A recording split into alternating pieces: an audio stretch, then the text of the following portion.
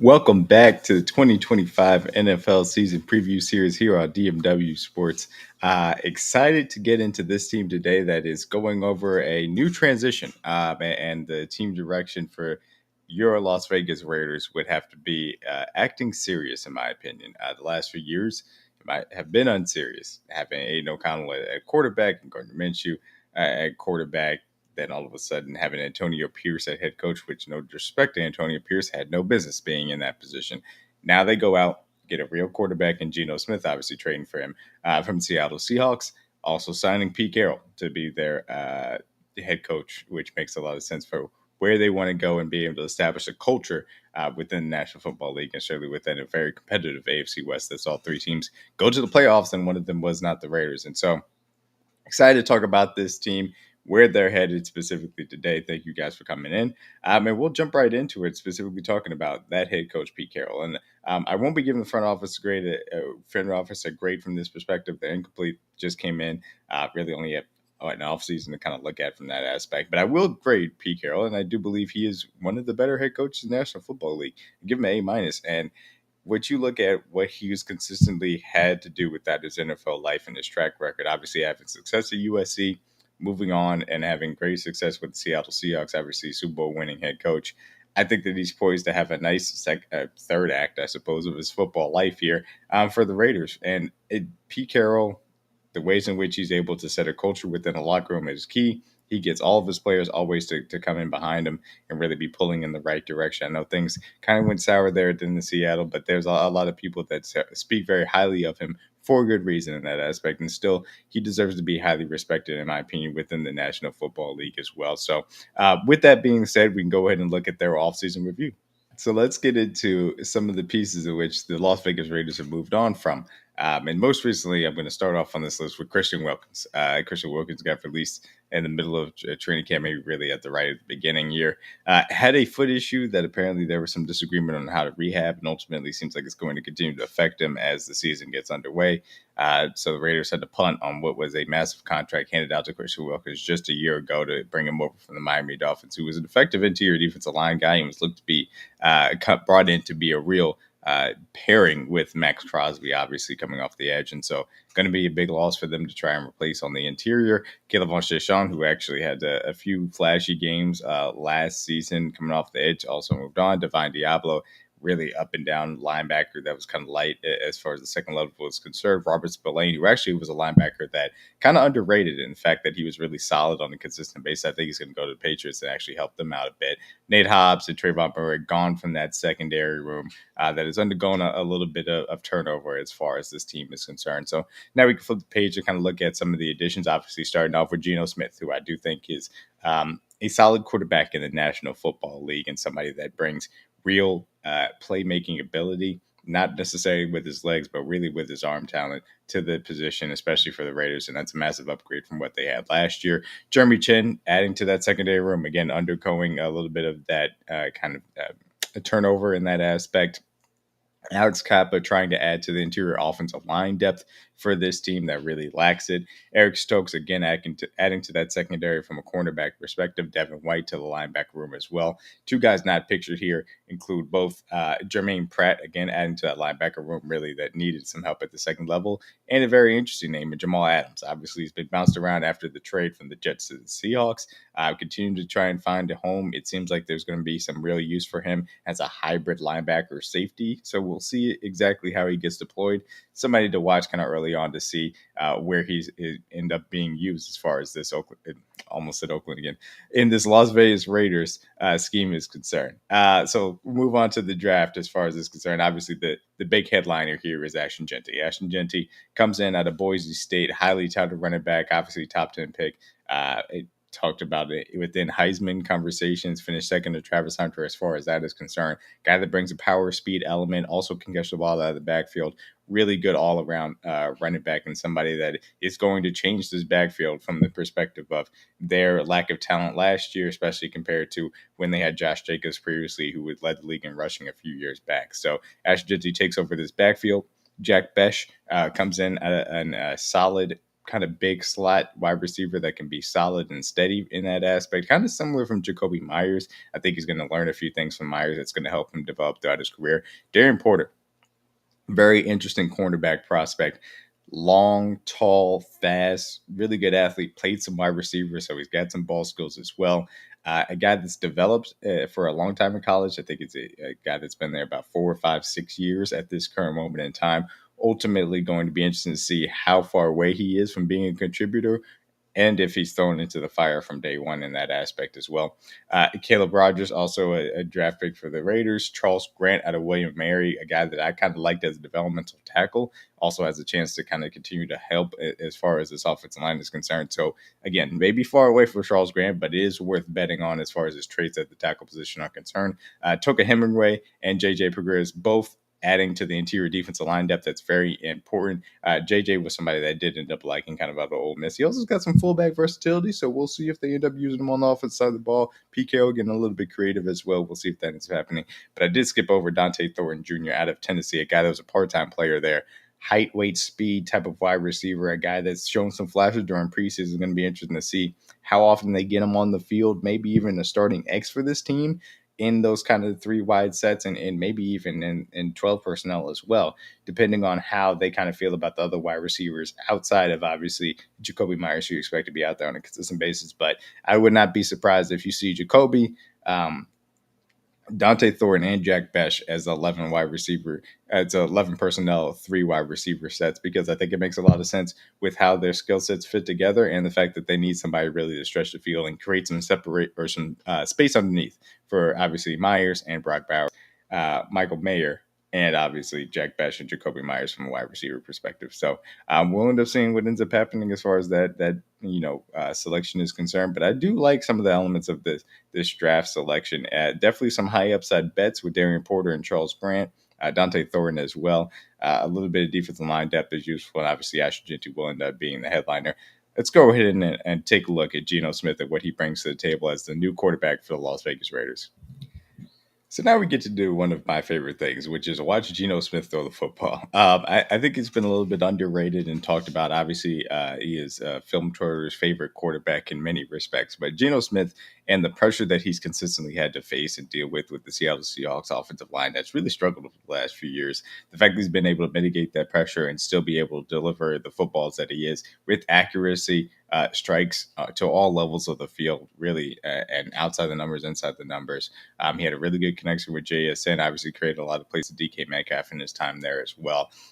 You look at what his arm talent was, it's the arm talent that got him drafted highly, obviously all those years ago with the Jets. And obviously the maturation process that he's gone through with that not working out in New York, ultimately bouncing around as a backup and finding a home with Seattle, and now getting traded to the Las Vegas Raiders again to bring competency to the position, veteran leadership to the position. Really put this offense in a place in which I think the weapons that you see, as I just talked about, obviously the headline by Brock Bowers, obviously, top 2 tight end at the National Football League at worst.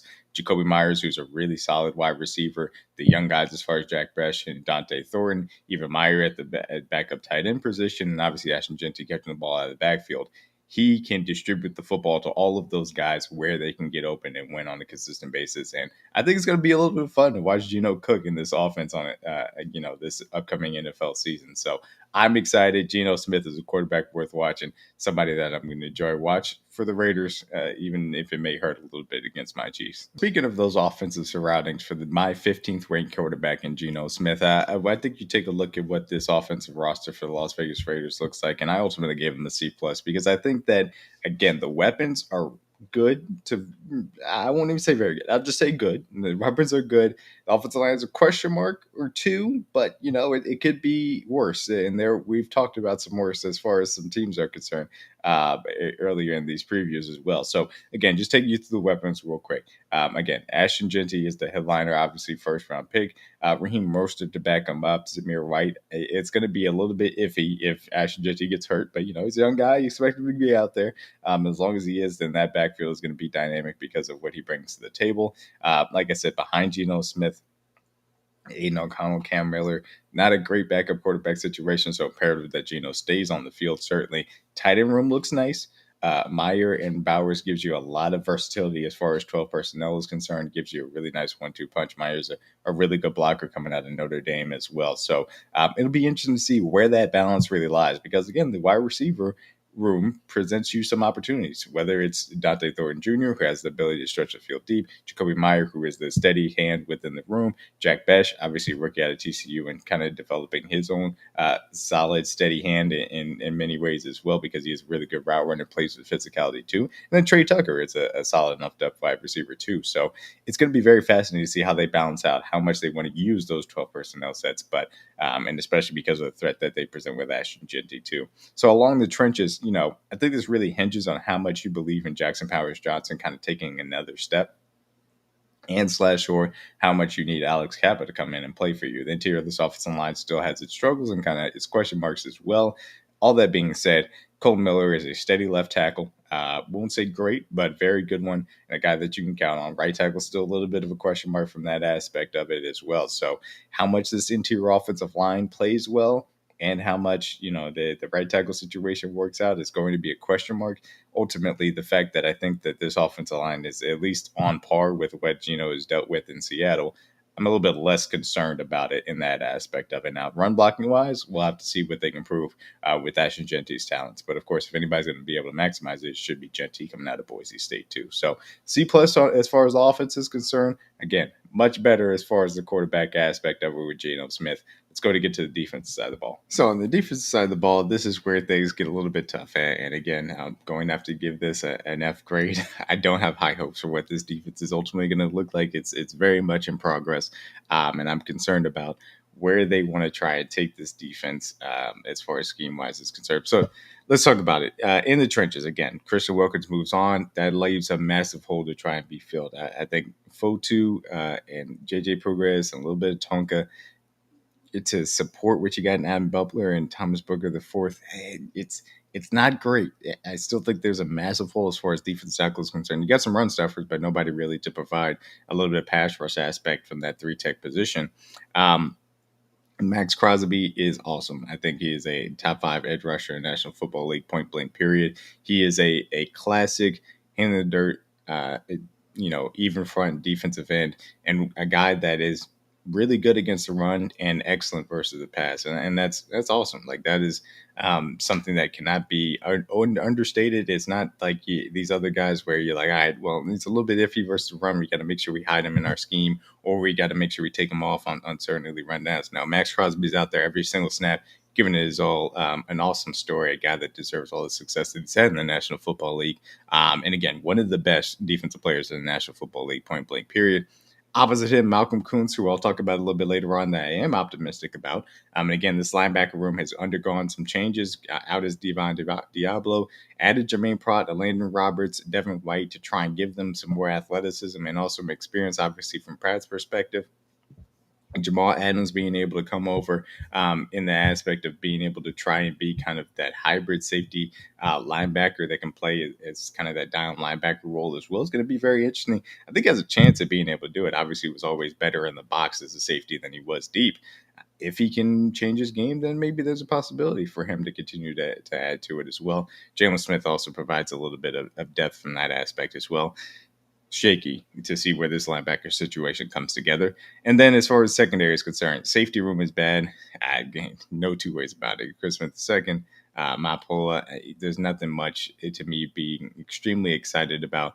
Terrell Edmonds behind him, and like John Juju is already a heart from that perspective.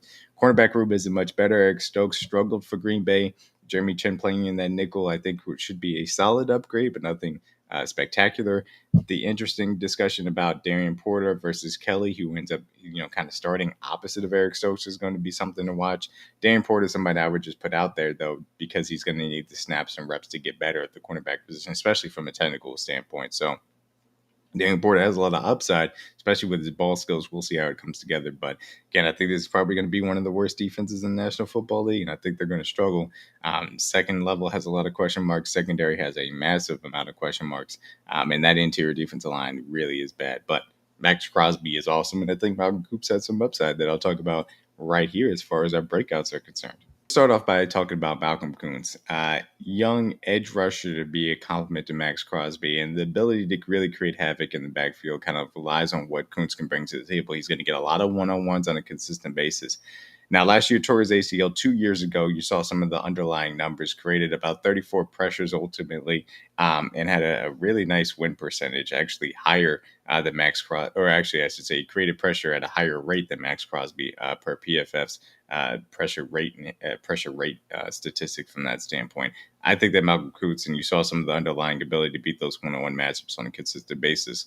Given the amount of attention that Maxx Crosby ends up taking, I think Malcolm Koonce can have a little bit of a breakout year. Opposite of him, you talk about that 7, 8, 9 type of sack range. 10 is not necessarily out of the question. Beat some pretty good tackles as far as the 2023 season was concerned. And again, he's going to continue to get good matchups, given the fact that Maxx Crosby is going to continue to create those one-on-ones for him. So I like Malcolm Koonce. What the Raiders are going to need from him, specifically get off the field in those passing situations, is going to be massive as well. Him continuing to get better as a run defender is going to determine how many snaps he ultimately gets as well, especially considering the fact that this Raiders team, you don't expect to have a great record. Even the offense can be improved, though. Hopefully keeps them a little bit more games, create some more of those passing situations. Again, their defense does have issues on the interior defensive line. So it's really going to come down to him and how much he can create those pressures with the attention that Maxx is going to create and be able to take advantage of those one-on-one situations as well. But plays with power, plays with the nice speed to bend around the edge and finishes well. So I think that Malcolm Koonce has a chance to have a breakout season for the Las Vegas Raiders.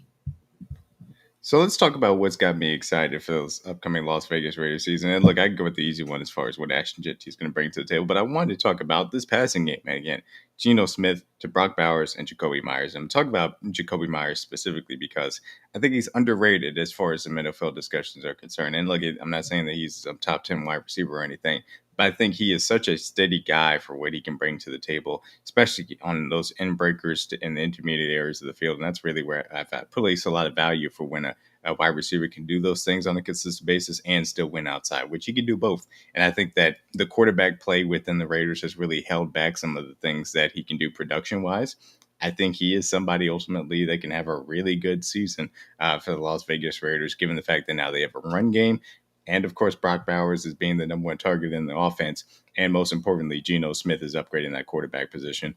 I like Jakobi Meyers a lot, and I think that he doesn't get enough talk in pub. And I'm excited to see what he's able to do as a complement to Brock Bowers and this run game. And also, if they get more of that field stretching element from Donte Thornton Jr., to be able to open up some things underneath for him to operate from that aspect too, I think that'll be a great bonus. So shout out to Jakobi Meyers, a steady hand for the Las Vegas Raiders, and I think he's going to be Geno Smith's best friend when teams are paying a whole lot of extra attention to Brock Bowers and trying to make sure that 89 doesn't go off and guarding the run on a consistent basis, keeping the top over Donte Thornton Jr.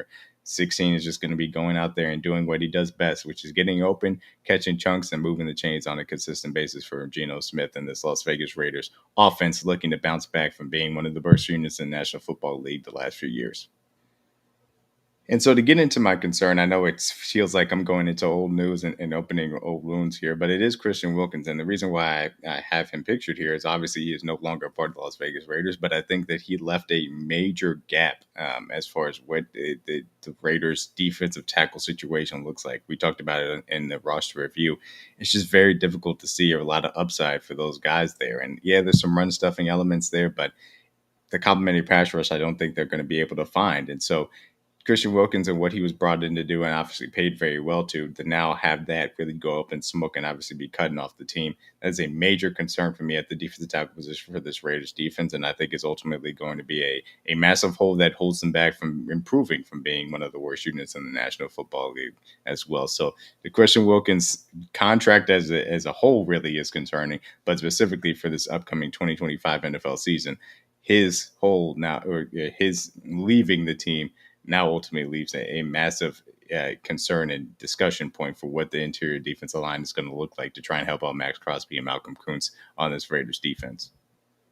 So let's go ahead and get into my hot take, and then we'll get into the bold prediction as well, as far as that is concerned, and obviously the record prediction. So hot take. I know people are not going to like this, especially after some of the praise that I've heaped up as far as Ashton Jeanty is concerned within this video. But I do believe that Jeanty was actually the second best running back in the 2025 NFL draft, because I do have that much belief in Omar and Hampton as far as how much he was able to put on tape at UNC. Obviously, Omar Hampton goes to the Las Vegas Raiders rival as far as the Los Angeles Chargers. And this isn't to say that Ashton Jeanty is going to be a bust or not going to be good. I think he's going to be very good for the Las Vegas Raiders. Just think Omar Hampton is just going to be a slight tick better. But look, this is splitting hairs as far as I'm concerned, because both of these guys have the potential, in my opinion, to be bell cow running backs for years to come for both of these AFC West teams. So that's my hot take. That's just is what it is. But Ashton Jeanty is still going to be very good for the Raiders. So we'll wrap it up right here, kind of talking about the Las Vegas Raiders, what they can do this upcoming season. I'll say this. I think that this is the first team that I really feel like has some potential to be better than the record that I'm going to end up giving for them.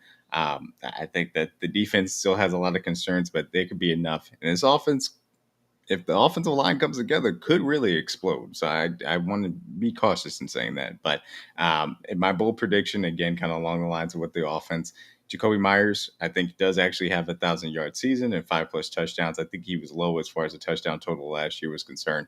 I think there'll be some positive regression as far as that aspect is concerned. And then obviously the quarterback upgrade will help as well. More efficient targets coming his way, in my opinion. Ultimately, record prediction wise, I do have them 5-12. Really tough division, because I think there are at least three good teams in the AFC West, obviously, and then you have to go and play some difficult teams outside of that division. So 5-12 feels low, but this is a team that could get up to 500 really if things come together along that offensive line as well. So shout out to the Las Vegas Raiders. Actually a fun team to kind of watch some film on, watching Maxx Crosby and Malcolm Koonce on the defense side of the ball, but certainly what you can imagine things are going to happen with Geno Smith distributing the football to this wide receiver crew, to Brock Bowers, and obviously Ashton Jeanty coming out of the backfield as well, who's looked good during preseason, which is nice to see. So thank you guys so much for the Las Vegas Raiders 2025 NFL preview in the books. Please make sure that you check out the rest of my videos on the channel, like those videos, like this video, subscribe to the channel, check out Sports DMW on Instagram and DMW Sports on TikTok, Twitter, and of course here on YouTube.